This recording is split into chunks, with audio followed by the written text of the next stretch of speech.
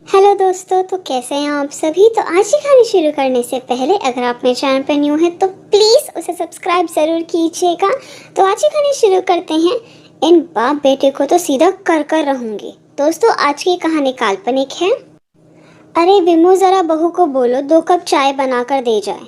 तो विमो जी ने प्रमोद जी की तरफ देखकर कहा, अरे अभी तो सुबह के 5:30 ही बजे है, बहुत सर्दी है, 7 बजे तो बहू उठ ही जाती है, तब बना देगी। तो प्रमोद जी ने कहा, नहीं मुझे तो अभी चाय पीनी है, मतलब अभी पीनी है। विमो जी को पता था कि जब इनकी आंख खुल जाए तभी चाय चाहिए, चाहे कितने बजे हों। और सर्दी की वजह से उनका मन भी नहीं था रजाई छोड़ने का, पर मरती क्या ना करती। पता था थोड़ी देर में हल्ला मचाने लगेंगे तो बेटा बहू की नींद खराब ना हो जाए।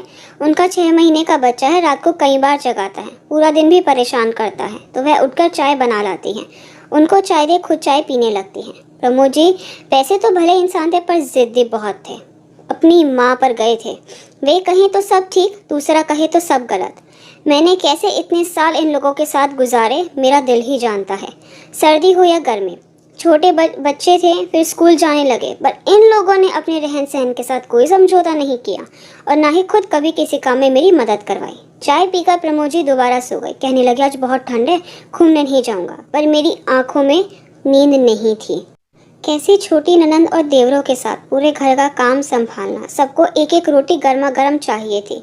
जब गीजर भी नहीं था, गर्म पानी करके उनके बाथरूम में रखना, गर्मी हो तो कूलर भर कर देना। छोटे बच्चे के साथ भी सर्दी में ठिठुरती काम में लगी रहती। मैं ठंडे पानी में काम करती तो बच्चा माँ का दूध पीने की वजह से उसे भी ठंड लग जाती।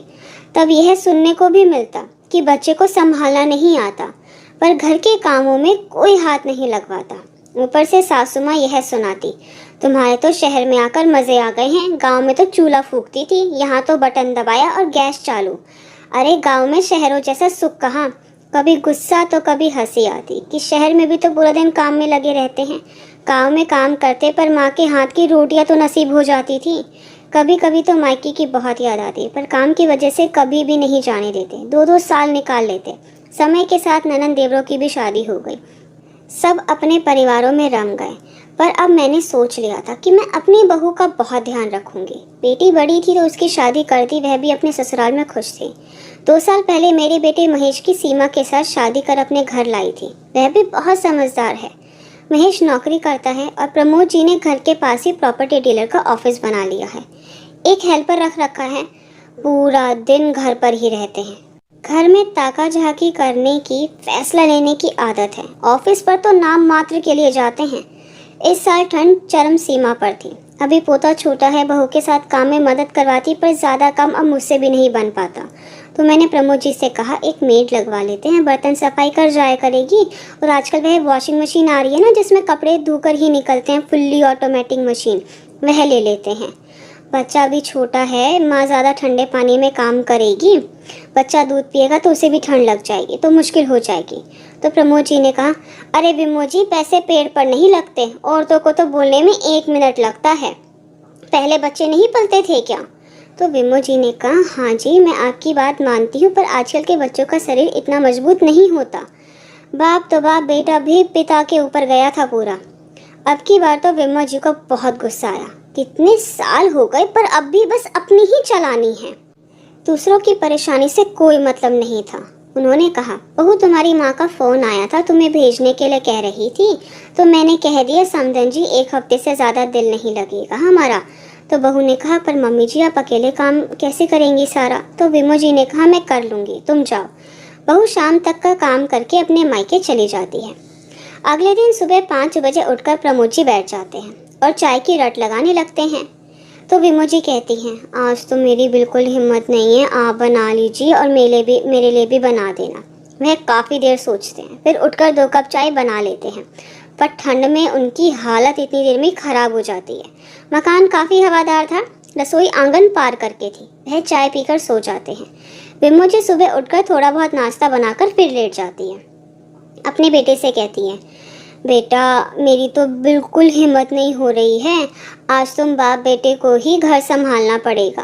पहले तो दोनों एक दूसरे के मुंह की तरफ देखते हैं, फिर कहते हैं, अरे काम ही कितना होता है घर में, अभी कर देते हैं। बेटा बर्तन करने रसोई में घुसता है और बाप कपड़े सर्फ में भिगोने के लिए बाल्टी में पानी भरकर सर्फ को हाथ से मिलाते हैं और दूसरी तरफ बेटे ने बर्तन धोने शुरू किए तो दोनों को लगता है जैसे उनके हाथ जम गए हैं। बेटा कहता है, मम्मी पानी तो बहुत ठंडा है, इसमें काम कैसे करूँगा मैं? तो विमोजी ने कहा, बेटा करना तो पड़ेगा, बहू भी तो करती है और मैंने भी तो पूरी उम्र किया है। एक ही दिन में दोनों बाप बेटी की हालत खस्ता हो जाती है। कड़कती ठंड, ठंडे पानी में काम करना। अगले दिन सुबह प्रमोजी चाय भी नहीं मांगते, सोचते हैं कहीं आज फिर से खुद न बनानी पड़ जाए। सुबह सुबह बेटा कहता है, पापा मैं सोच रहा हूँ जब साधन है तो तकलीफ क्यों उठाएं? मैं रसोई में एक गीज़र बर्तनों के लिए लगवा देता हूँ और एक फुल्ली ऑटोमेटिक मशीन भी ले ही आते हैं। फिर कोई भी आ जा रहा हो ना तो उसमें काम करने में कोई तकलीफ नहीं होगी। तो प्रमोद ने कहा, हाँ मेरी दुकान पर जो हेल्पर है वह बता रहा था उसकी मम्मी घर जाकर बर्तन सफाई का काम करती है, सर्दी सर्दी उन्हें लगवा लेते हैं, घर पर काम कर जाएगी। 2-3 दिन में वह सारे काम करवा लेते हैं। एक हफ्ते बाद बहू आती है तो देखती है घर में काफ़ी बदलाव आ गए हैं। आने के बाद वह अपने और सासू माँ के लिए चाय बनाकर उनके पास जाकर पूछती है, मम्मी जी मेरी मम्मी कह रही थी मैंने तो वैसे ही हालचाल पूछने के लिए फ़ोन किया था, तो इतनी सर्दी में क्यों आ गई? तुम्हारी सासू माँ परेशान होगी। तो सासू माँ ने कहा, बेटी माँ बाप का तो दिल करता ही है बेटी से नाती से मिलने का, काम तो पूरी उम्र ऐसे ही चलता रहेगा। फिर बहू ने पूछा, मम्मी जी एक हफ्ते में आपने काफ़ी कुछ बदल दिया घर में। तो सासू माँ ने कहा, हाँ बेटा मुझे पता है सर्दी में छोटे बच्चे के साथ सारे काम संभालना बहुत मुश्किल होता है, इसलिए मैंने सारी चीज़ें मंगवा दी जिससे कुछ समय तुम अपने बच्चे के साथ भी बिता पाओ। बेटा मैं भी इस स्थिति से गुजरी हूँ, पूरा दिन निकल जाता था बच्चे को गोदी में उठाए, सोते को दूध की बोतल लगा देती ताकि पेट भरा रहेगा, तो 2 घंटा ज़्यादा सो लेगा तो मैं और काम निपटा लूँगी। दिन पूरा हो जाता पर काम ख़त्म नहीं होता। अब तो मैं तेरी ज़्यादा मदद भी नहीं कर पाती, पर मेड और वॉशिंग मशीन से तुम अपने और अपने बच्चे के लिए समय निकाल सकोगे। तो बहू ने कहा, मम्मी जी आप कितनी अच्छी हैं। तो सासू माँ ने कहा, नहीं बेटा बस मैं नहीं चाहती जो मैंने सहा वह तुम सहो। अगर हर सास जिस तकलीफ से गुजरी हो बहू को ना गुजरने दे तो कोई भी बेटी की शादी में उसे विदा करते समय रोएगा नहीं, बल्कि उसे ऐसा लगेगा कि बेटियां एक घर से दूसरे घर जा रही है। सारी दुनिया की सोच तो हम नहीं बदल सकते पर खुद को तो बदल ही सकते हैं।